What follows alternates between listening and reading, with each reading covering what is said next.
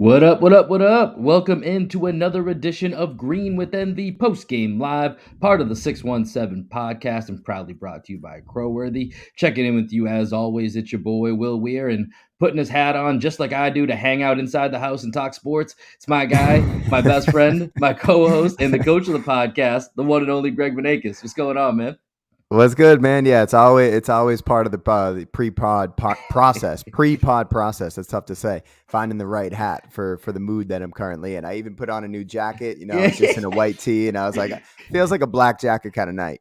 I actually stumbled for a second because I had the hat joke ready to go. I thought about this earlier about just conceptually how ridiculous it is that we're probably both sitting around watching the game without hats on. Like, I mean, because we don't normally wear hats in the house, but because we do this podcast, we come here live afterwards. Something that we're both doing that we've never actually talked about is that we're probably both going through our hat rack. Because if I have a fresh Oh yeah, shaved head, I'll just let that fly. But sometimes if I'm not feeling it, I'm like, I just want to mix it up a little bit. We've gotten some reviews with two glasses guys. We got to like kind of mix and match a little bit here. So we're both at different times in different places looking through our hat collection to find out what hat we're going to wear while we're inside the house to talk on a computer to each other. yeah. And then you got the backwards hat on. I got the frontwards hat on. So we're really mixing it up. We're providing a shit ton of variety for y'all. That's what we do. See, this is the type of thought that goes into this podcast and the way that you and I work subliminally after 30 plus years. We're both thinking the same thing. We have to find a way to switch this up and look different. And now that I've mentioned it, we're both going to try and do some different shit next time we do this. I guarantee it. I can't wait. Well, I mean, sometimes I'll have the earring going. I'll get the dangly going. I think I've done a couple pods without glasses. I even switched up my light for this one, so I feel like I got the glow up going right now. Yeah, I was gonna go no glasses for this because I worked out earlier in the day, and so I always throw contacts in when I work out. But halfway Mm, through the game, as I was watching, just my eyes are starting to not reject the contacts, but because I wear them so rarely now that I work from home and we do this yeah, remotely, that it's just like if I don't have to wear them, my eyes are like, dude, stop it, get them out, put the glasses yep. back on. So sometimes you got to feed the eyes what they need. Well, we're giving the people what they want here, man. Yeah, this is Well, the we're conversation that you all tuned into. So appreciate y'all that are joining us here on Green with MB post game live. I promise we're actually going to talk about the Celtics and Hawks game here, which we're just trying to wrapped delay it up. as far as long as we can. Yeah, like we said, we're trying to bring a little levity to the situation here. Unfortunately, we don't love coming on to talk to y'all after a loss. We prefer when it's after a win. We saw how exciting that was, just about a week ago or so. But there's still stuff to talk about. There's narratives. There's stuff here that is still positive. There is still some positivity that we're going to pull from this that we're going to be able to share with you tonight. But before I jump into the morning box score here, Greg, anything that jumped out to you that you think you just want to get off your chest here before we jump into that. Jason Tatum was hooping again, man. That's what we Yeah, need. The rest of the guys kind of dropped the ball outside of Grant Williams. But I thought JT, if he's playing on that level, that's what we need out of him. With Rob Williams out, we needed somebody to step up big, and it was our superstar that stepped up. Unfortunately, we did not have enough firepower throughout the rest of the roster to, take us to a victory. And we'll get into some key moments in the game in a little bit. But I thought Udoka, he had some strategies that I liked, but there are a couple strategies just rotations wise where I was just like, yeah. dude, like figure the fucking shit out, dude. Like, come on, man. Yeah, I have a not a theory, but I have something that crossed my mind that I'm going to bring up for that. But Okay. but before we're going to touch on all this here, so let's just hop in. Let's get into this morning box score here, Greg. If you want to go ahead and pull that up, let's reset Yes, the sir. stage for those of you that are tuning in immediately after the game, and if you're joining us in the podcast format the day after, we want to give you guys a quick refresher here of what we just witnessed here. So, final score in Atlanta tonight: Atlanta Hawks 110, Boston Celtics 99. Shout out to the Hawks, 6-1 at home, man. They've been struggling this year as a whole. We'll talk about the way the Eastern Conference standings are kind of shaping out, but the Hawks 6-1 at home this year. That's super tough to deal with. For the Hawks tonight, I feel like there's three guys you really got to look at that were a huge difference maker. Herder, 19 points. Bogdanovich, 12 points. Reddish, 19 points, 50 points total. Not to mention Reddish just being unbelievable on the defensive end at certain stretches of this game. John Collins, I'll be honest, man, he had a good night. 20 and 11, that kind of surprised me when I actually looked down to it later in the game as I was keeping my eye on the Mm-hmm. box score. 20 and 11, real solid game from John Collins. And then Trae Young didn't shoot the ball well. 18 ended up with 18 points, but had 11 assists, and those 11 assists were huge for the Hawks tonight. Flipping over to the Celtics side, you talked about it from the jump, Greg. Jason Tatum got a little bit of his swag back tonight. 12 of 23 from the field, 5 of 13 from three. Had a great stat line, 34, 9, and 5, and really felt like a Jason Tatum game. Just didn't have kind of the supporting help to go with it. Grant Williams, shout out to Captain Grant. Tried to give him as much help as he could, especially in that first half. Ended up with 18 points, 6 rebounds, 3 threes from Grant as well. Big downside for the Celtics tonight, the bench. Pretty much Josh Richardson scored 11 points. He had a really nice night. Rest of the bench, big donut. Big, fat Yeesh. fucking donut. Field goal percentages tonight, one of the big difference makers. Atlanta tonight, 50.6% from the field, 35% from three. Celtics shoot 43.6% from the field, 26% from three. Greg, where do you want to start here? I know there's some moments you wanted to highlight, but as well as some players. You take it whichever way you feel is best. I thought the key moment in the game, man, was when we had a chance when Trae Young went out at the end of the third quarter, and we brought in Enes Kanter, and Mm, we had an opportunity. That was the pivotal moment in the game where we could have gotten it to like 8 or 6, and that was the moment where Cam Reddish went off. I want to talk about Cam Reddish here in a second, yeah, but if we don't win those 5 minutes, then we have no shot of winning the game. And I mean, Cam Reddish dominated in those minutes because he just had Enes Kanter in front of him in pick and roll situations, and he could just do whatever the hell he wanted to do. And I actually thought Udoka was going to have a quick trigger and get Kanter out of the game and maybe bring in Grant and go small ball 5 or just like switch it up with some sort of more versatile defender. But Kanter was awful, man. Like as well as he played in the previous game, he was yeah, just as bad in this game. He missed a couple bunnies. He was just like brutal on the defensive end. He wasn't really providing anything on the offensive end. So those 13 minutes were just like criminally bad minutes for Enes Kanter.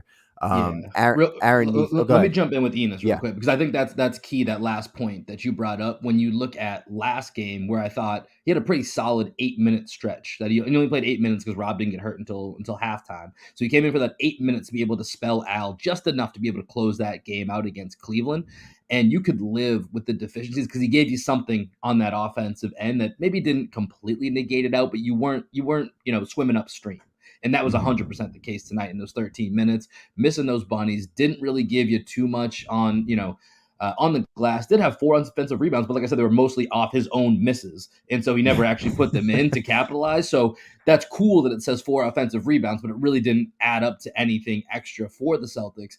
And so if you're not getting that type of production from Enes Kanter on the offensive end, and you're getting burnt by him on the defensive end, it's gonna be really hard to survive. And I actually thought he did pretty well against Cleveland, but like I said, against the Hawks tonight, one of the things with the Hawks is that they can attack you from so many different angles and so many different ways, and especially on that offensive end, whether it's Cam Reddish going downhill. They tried to avoid having Trae Young in the game. Didn't matter. The Hawks have a few other guys that can handle the ball, can get into the lane, can cause havoc. So I think those Enes Kanter minutes are key. And I don't know if we want to talk about Ime's rotations yet. If you had a few other guys you wanted to talk on, I know you were kind of alluding to it. Do you want to go there now, or do you want to continue to talk about some more of the bench play first?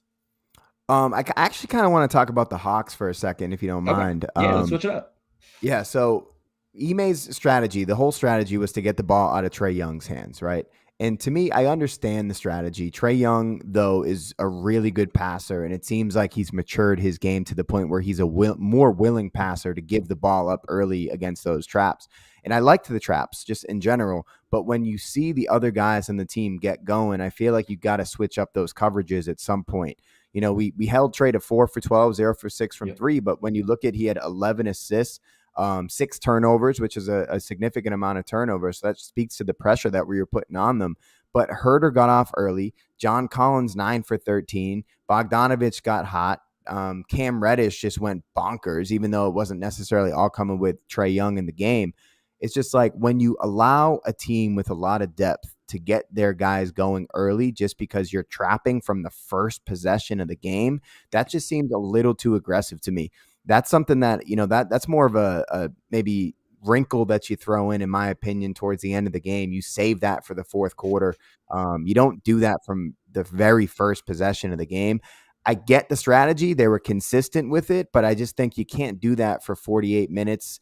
And like, man, at some point you had to stagger Grant and Al Horford because Enes Kanter could not be in the game. And I know you were trying to hold off Horford to match Trae Young's minutes, Mhm. but at that one point when Trae Young went out, as I was saying, that was the moment that we had a chance to dominate, and we were unable to do that because we had Enes Kanter on the floor. So to the Trae Young point, a couple things. Number one, I caught the very beginning of Ime's press conference before we started going live here, and he definitely mentioned that was 100% was his game plan, was trying to take away Trae Young with his scoring opportunities and being able to turn the ball over, which they did a pretty good job of. It was kind of that Belichick theory of like, how can we take away your best thing? Except basketball's a little bit different than football, where if you're just taking away that main receiver, especially when you have the depth that a team like the Hawks has. And I think your point of changing up the coverages is an element that ties into the other part that I think Ime really needs to grow in as a coach, and it's with those rotations. It feels like I was playing 2K the other day. I haven't played 2K in a little bit here, but if you just play, like, you just pick a random game and you go into it, it has preset substitution patterns that this Mhm. happens at this time, and it's these guys come in for these guys, and these guys are in for this length, and these guys are in for this length. And as I've been watching EMA over the last couple of weeks, it started to, like, it feels like I'm almost playing 2K, and I know when these substitutions are coming. I know Yeah. who's coming.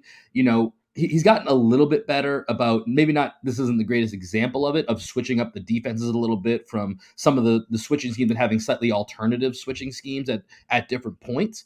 Tonight, not a great example of that, but I feel like with the lineups, I'm just seeing him not being able to catch a feel. And to your point, Cantor's not working. They weren't really playing big. They didn't really have a second big, true big, Mhm. that they were playing behind Clint Capella for major minutes. So if you really wanted to go ahead and try and get away with either Grant at the five, or bring in a guy like Wancho, we were struggling on offense. Hell, throw Jabari Parker out there. If you're looking for offense, Cantor's not giving it to you anyways. Jabari's a guy that maybe can give you some offense, even if his defense isn't going to be great. Like, try something else. I know we're shorthanded, Mhm. but that experimentation factor, I feel like I don't know if it's a fear factor that's associated with it, or if it's just something that I don't know. There's something needs to change though for Ime in that regard. Well, it seems like he trusts 8 guys, right? He trusts Robert Yeah. Williams, Jaylen Brown, Jason Tatum, Al Horford, Marcus Smart, Dennis Schroeder, Josh Richardson, and Grant is probably the ninth guy there, right? Yeah. Those are the guys that he really trusts. And when Rob is out and Jalen's out, I mean, just look at the minutes that we have here, man. Tatum played 38, Grant played 30, Horford played 33, Smart played 35, Schroeder played 32, Richardson played 28 or 27, Yep. right? And then you have Langford at 14, Cantor at 13, Neesmith at 11. Okay, like in a game in which you're probably going to need to pull out a kitchen sink to win, right? Where was that? Where was the experimentation, to your point that you were just making? Like, Hmm. this is the game where it's like, all right, you know what? I'm down a bunch of guys. I'm probably not going to win the game. Like, I didn't go into this game expecting to win it in Atlanta without Rob and without Jalen. But like, where is the random Peyton Pritchard moment? Where is the Exactly. random Wancho moment? Like, Cantor, I get he played well in the last game, so you kind of want to go back to him to see if he can bring the same thing that he brought in the last game. But I actually thought Ime's previous game was one of his strongest performances in terms of rotations and just kind of feeling out the game. Like when he went Neesmith to start the second half, I was just like, thank Hmm. you, Ime. Like, you're thinking outside the box just a little bit. Like, that just wasn't there tonight at all. And I was just really disappointed in his lack of creativity with some of those lineups. It and with the coverages, man, like at some point you just got to switch it up, and he just doesn't switch it up, and it's really frustrating to watch. I hope that, as we said, a couple weeks back, he's growing as a coach, and that he will continue to grow as a coach and figure this stuff out. But we can't keep losing games that we should have a better chance of winning. Tonight, not a great example of a game that we probably should have won, but we could have put ourselves in a better chance, Yeah. better position to be in position to win, and we just kind of didn't do that. Yeah, because here's the thing, like, with a game like tonight, it was very apparent you were missing Jalen Brown's offense, right? Oh And yeah. and you were missing Rob Williams protecting the rim on defense. So two crucial parts of the game that felt like they were escaping you. Your two starters would have made a massive difference in. So that's we do have to for sure mention that. But then when you think about right now, I mean, even with the deficiency of not having Robert Williams, the Sox score 110. They average about 109. So they hit their Hmm. average. They didn't go crazy and score 120 or 130. You know what I mean? And so you knew that you're going to need a little bit more offensive firepower. So, okay, play Cantor. Not working. Okay, maybe go to Jabari Parker and then Peyton Pritchard. Like, I don't get Ime's complete just neglect of Peyton Pritchard. Yeah. Like Free it's PP. it's yeah, man. It's just it's so hard to understand. And one of the things I was thinking about tonight actually, when it just feels like Peyton Pritchard's not getting in this lineup anytime soon, is that's a little bit weird because I know going back to the preseason, there was talks of Peyton Pritchard felt really good because a lot of the coaching staff, including Ime, have ties to the Portland area. Exactly where Mm. Peyton Pritchard grew up, where Peyton Pritchard went to Oregon, and where it's a very small, tight knit community where those guys like kind of grow up together. And so he had an established relationship with several of the coaches, including Ime, from previous points in his career. And so I mean, it just to me shows a complete lack of faith in a guy like that. That to me feels like he's an NBA guy. But we've touched on this so many times with Peyton But Pritchard. I don't know if it's yeah, necessarily worth going down that hole again. But so I actually agree that Pritchard probably doesn't deserve minutes when we're fully healthy. I think the roster is probably too deep for him to get consistent minutes with a fully healthy roster, especially with how good Romeo's been playing. And Schroeder, like what he brings to the court in terms of his point of attack defense and his ability to get into the paint and break down defenses. I think Schroeder's just been awesome. So like Pritchard probably doesn't deserve to play on a night to night basis, but tonight was the night where it's like, all right, if you're going to play Pritchard, play him now, man. Like put yeah, him in the game. Like this is, we don't have it. We don't have it on the offensive end. The only guy who's got it going is Tatum. And then Grant had that random heater in the first half.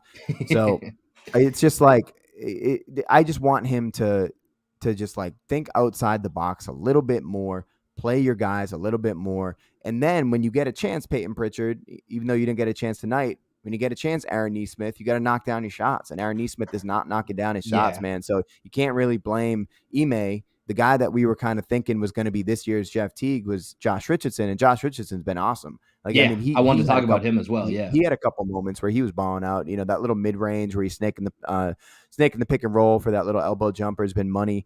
Those two corner threes that he bricked really killed us. But that I think that is to the point that we're trying to make. Like at some point, the guys who are bred as shooters need to be in the game to shoot, but when they're in the game, they need to hit the shots for Ime to trust you.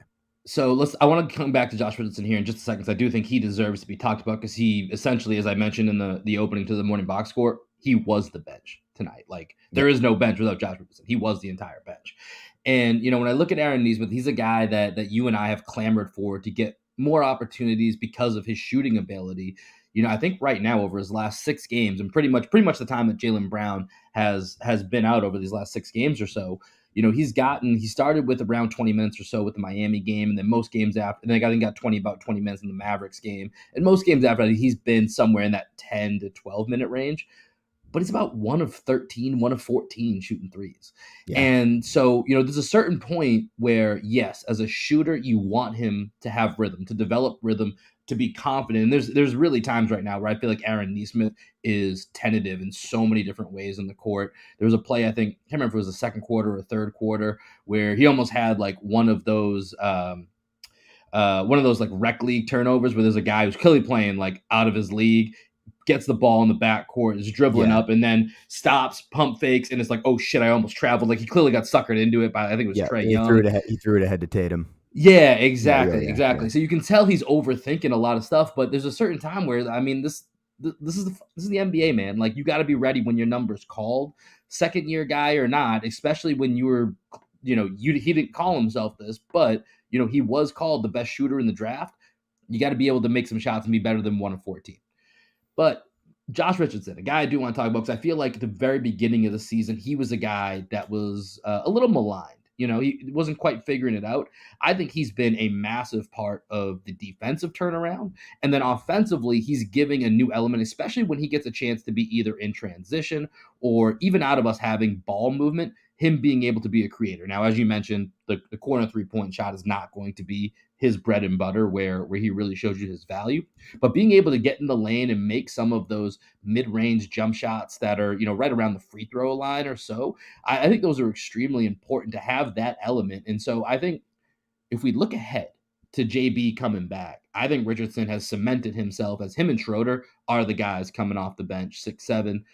Grant Williams, along with Grant Williams, those are probably your three main guys that you're going to see come off the bench when this team is healthy. Yeah, Richardson's been great, man. I mean, I really thought after the first two games, like everybody else, I overreacted to a 2-game sample size. But I mean, this dude's been amazing. He really has. Like his defensive pressure that he's bringing, it's elite. I think him and Marcus Smart and Dennis Schroeder, they provide so much on the defensive end. He's just hounding guys 94 feet, and he can make people's life miserable. Like he was giving Trae Young some fits when he was on him. Whenever we need to give Marcus a break. Because Marcus, did Marcus look a little tired to you tonight? He was playing a very controlled game, but there were times where it almost looked like he may have been hurt or something. I know there was a couple moments where you could see he didn't have that usual, let's call it the Marcus sprint, Yeah, where it's just kind of head down. But I mean, you kind of made the point earlier. These guys are playing a lot of minutes. I don't have the league leaders yeah, in yeah. That's minutes a good pulled up, point. but Yeah. I know that up until about a week or so ago, Tatum, Smart, at least Tatum and Smart were in the top 10. And part of that has been several overtime games, so it's a little skewed, especially this early in the season. But these guys are playing heavy minutes. Ime definitely has, in my mind, like a almost like a Tibbs mindset. Yeah. He's got his guys. I'm running with my guys. These are the guys that we're going with, and that's how we're going out. If we're going out, it's these 8-9 guys that we're going down with. Yeah. And to the point that you were just making about when JB comes back, what's Richardson's role going to be on the team? This kind of brings to mind our little email thread that we were having with our friend of the pod, Jonathan Charks, Shout earlier out. today. Shout out Jonathan Charks. It's just like when Tatum and Brown are on this roster, and if they haven't 100% figured out the best way to complement each other when they're both on the floor, the great thing about it is you can always have one of them on the floor. And Richardson seems to be the type of guy that's going to play well off of either of those guys as a secondary ball handler or tertiary ball handler. I know that's your favorite word, Love tertiary. it. I heard Love it. Adam. Adam I got heard me all Adam day. drop it. Yeah, and I was like, is Will going to start saying tertiary now? Like I'm having to I start saying can't. I feel like it belongs quaternary to just to others. mix It it up. belongs to others, man. It's not my word. So the fourth option, Will, is quaternary. So you can drop that on the next Celtics blog pod. Quaternary. I don't Quaternary. know, man. I got to study up. I gotta get on my Webster shit. You could just say a fourth option. But I think Josh Richardson as a tertiary option is going to be great for this team, man. I just at some point you have to wonder, like, is what he brings on the defensive end actually stunting the growth of the team? Because I think we all agree that Aaron Nesmith's shooting probably needs to be on the floor. But at the same The time, theoretical Aaron Nesmith yeah, shooting for now. Yeah. exactly. But as long as Ime is playing one of the two young wings, Romeo or Nesmith, like for this year, I think I'm okay with that. Like if Nesmith doesn't crack the rotation throughout this year, I'll be disappointed. But as long as him or Romeo is actually like making an impact on the team, then I'm okay with that because that's kind of what you want, right? When you have two young wings, you hope at least one of them is good. So if Romeo's contributing this year, then I think I'm happy with that, man. I just would want, because I mean, do you believe this team's going to win a championship? I mean, no. I mean, I think we've said that Right. from day one that we didn't think that this was a championship level team. The way that we both viewed it was there's a certain level, and we'll talk about the standings a little bit because I think the standings are really fascinating the way that they're set up right now. But there's a certain tier within the East, and the Celtics are one level below that top tier in the East. And I kind of think of them as, or at least going into the season, I thought of them positioned that they could be the Miami Heat in the bubble, or they could be the Suns Mhm. last year. That a few matchups, a few tweaks kind of go their way that work things out to their benefit. They could end them. They have a dark horse chance that they could put themselves in the finals. That goes along with a few other things. But no, this team, as presently constituted, I think you'd be smoking some of that good shit if you were like, oh yeah, this is a championship Smoking level some of team. that. Yeah, yeah. Some of that Exactly. Romeo. Yeah. Some of that Romeo. Yeah, man. But I mean, kind of talking like narratives, right? Because I feel like we talked enough about this game. Like it's probably a game that we weren't really expecting to win without Robin, without Jalen. Jason Tatum was back tonight, so like final takeaways from the Yeah. game. JT's back, which is great. Richardson's continuing to play well. Grant Williams had one of his best games as a pro. Marcus Smart, I think, Corner had 11. Grant Yeah, corner owns the Grant. corner. Marcus Smart had 11 assists, and I thought he played a very controlled game. I think he was 0 for 4 from three, but none of those threes were like bad shots. I thought he took all good shots for the most part tonight. So I was happy with that. So when we get a full complement of players, when you look at the overall narrative for the season, right? If Robert Williams is able to continue to play at the level that he's playing at, one of the two, Romeo or Neesmith, pops. Then you have Schroeder and Richardson increasing trade value. And then hopefully the last piece of the puzzle is that when Jaylen Brown comes back, he and Jason Tatum really, really start to develop some chemistry on the court together where they're playing off each other, playing with each other. No Mhm. matter the nomenclature you want to use, if it looks good, if it makes sense to the eye test, then that's what we really want out of this Yeah. season, man, because I don't think anyone is really expecting a championship. It would be nice to make a run in the playoffs, but this team probably isn't going to win a championship. So as long as we can put ourselves in a better position going into next season with Robert Williams, our young wings, and then the Jays, I'm going to be happy with the season, right? I'm trying to be realistic about it. I still want to dream and say like, oh, maybe if Tatum and Brown reach a all NBA level, we could do it. And if Rob Williams makes an all-star team, like it's possible. I'm not saying it's impossible. I don't want to like rain on anyone's You're parade that's saying watching there's a us right now. chance. Telling me there's a chance. 1 in a million. One in a million.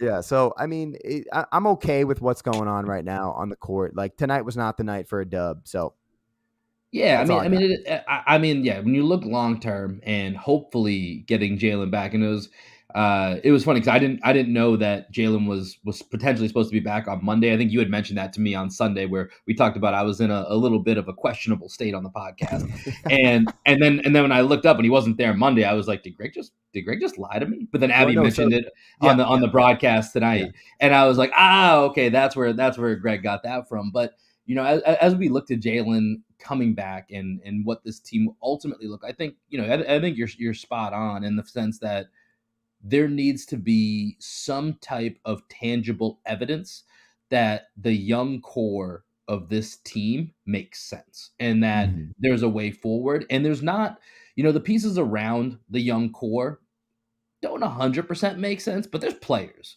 There's players, and I think there's ways to make this work. And that brings us full circle back to Ime figuring out himself as a coach and being comfortable experimenting and having some variability when it comes to different lineups. Yeah, and talking a little bit more about Ime, like I think it's pretty clear now what his philosophy was coming into the year is that he wanted to establish the defensive identity before anything else, and that I think he even mentioned it in one of the last press conferences that the offense is a work in progress. He recognizes that, and that's something that they got to shore up now that their defense is solid, right? And it's elite. On tonight, it wasn't elite, but Yeah. it has been elite. And I just think like with Ime, as long as he understands the offense needs a little bit more of a spark and that he's working on that, hopefully by Christmas, right, the offense is clicking. And if you could be a 7-8 team right now in the NBA, and you could either have a top 5 offense and a bottom 10 defense or a top 5 defense and a bottom 10 offense, I think you'd probably choose the defense over the offense because that's something that's probably a little bit less variability to it. It's something you can kind of hang your hat on Yeah. and keep yourself in all games at all times. So it makes sense that you want to go defense first, but we really, really need to get this offense going, man. And I don't know what the answer is. When you see, I don't know if you were able to watch any Chicago Bulls LA Lakers the other night, but when you see what Lonzo brings for DeRozan and Levine and the way that he just makes that whole offense go, it really makes you wonder what the Celtics need at the point guard position to Mhm. to allow the Jays to shine. And one guy that we saw the other night, and I don't know if you want to get into this right now, is Ricky Rubio. Ricky Rubio is playing great basketball. He's a guy that the Celtics have been rumored to have interest in the past. And if he's available, right, with Mobley out for the next month, like maybe shit goes wrong in Cleveland and Rubio becomes an asset in which they might want a young player for, he would be a really interesting guy to pair with the Jays because his basketball IQ is just off the charts. And we need somebody that is just a natural born playmaker because we don't really have one of those, like a Yeah. facilitative playmaker on the roster.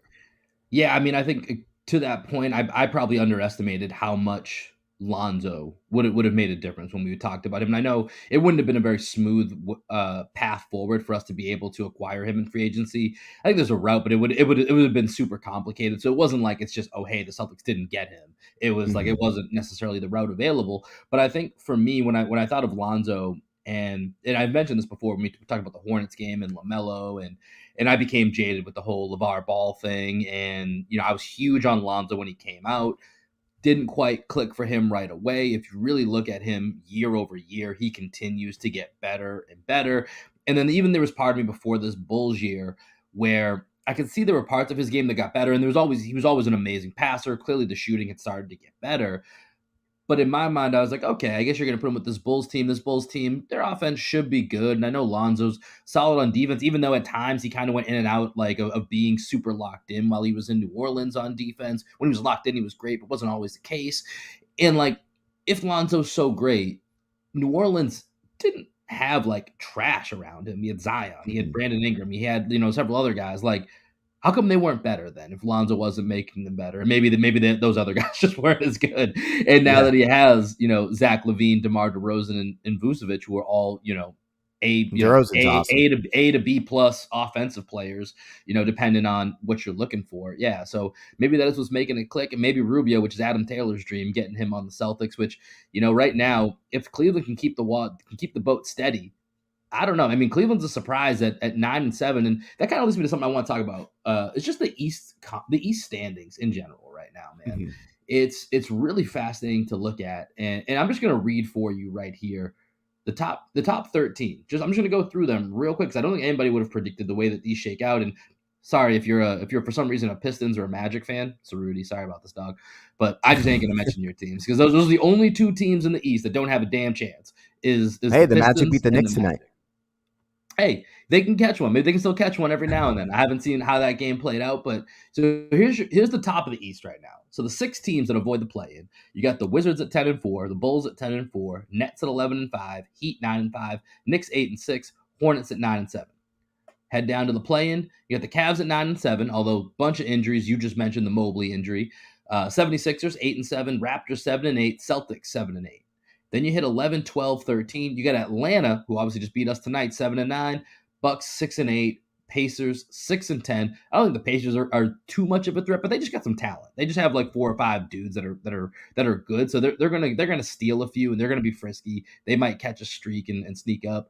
The Bucks are a team that I think we're in easy agreement here. Once the Bucks are healthy, they're gonna. I would expect them to find their way into the top 6. Yeah, Right. and they won tonight. They beat the Lakers, so they're now 7 and Yeah, 8. apparently Giannis went nuts according to Twitter. I was seeing a little bit of that where he was at one point 14 of 16 with 30 plus points, and apparently was just hanging it on Anthony Davis. So I totally Makes expect sense. the Bucks to be back here, but just looking at the standings, man, I like it really feels like, and I don't know if the Wizards will continue to keep their separation. I know that they're a lot better. The Bulls you talked about look really, really real and really good right now. The Nets we know will be up there. The Heat I think will be up there. I think there's just going to be a lot of teams in that 4 through 10 range that are all going to be, and maybe even 4 through 11 or 12, that may just all end up being, right about the same type of team record wise. And it's going to be really tough to let some of these games go where you feel like you could have put a better effort out there or put a better opportunity for your team to get a win. And it feels like you didn't do it. I mean, the league's in a great place right now. There's just a shit ton of talent around. Like Wizards, the Wizards, man, the Wizards are really good this year. And Spencer Dinwiddie, I always liked him on the Nets, and he's just Yeah. balling out this year. I love what he's doing for them. Bitcoin Spencer. We got the Chicago Bulls, as we just talked about. The team that, a couple teams that I think will probably kind of fall down in this. I don't really believe in the Knicks. Sorry, Matt Liptak. I think that they need to shake things up on some level, either with their lineups or with their roster. And then I think the Cavs with Mobley being out, I just don't see them sustaining this hot start. I would imagine that they're probably going to fall quickly out of this picture. They might hang around because they do have enough talent, but if Kevin Love, Lauri Markkanen, Jared Allen, and Evan Mobley are all out for an extended period, or even just Evan Mobley's out for an extended period, the ceiling of that team drops dramatically. But dude, the East is so fucking It's deep. loaded, man. It's Look like I at this said, shit. Like everyone but the every Pistons and team. Magic, I think, are a team that if you don't bring it correct that night, you're gonna get beat. You're Yeah, gonna and then get beat. when you look at the West, man, like this is potentially the first year in a while you could say that the East is better and deeper than the Western Conference, which is wild to think about. Like the best team in the league right now is Golden State with Klay Thompson coming back. I don't know if anyone's going That's to be able to scary as beat hell. him. Dallas obviously has got Luka. Utah's the regular season champs. Paul George is balling out. Nuggets have the reigning MVP. The Lakers are always lingering there. But that's 7 teams. And then you get to the Grizzlies who are Trailblazers who are like Kings. Like, dude, Yeah, Rockets, Pelicans, Spurs, T-Wolves, Kings, Thunder. That's 6 teams that I don't believe have any chance of making the playoffs. And exactly.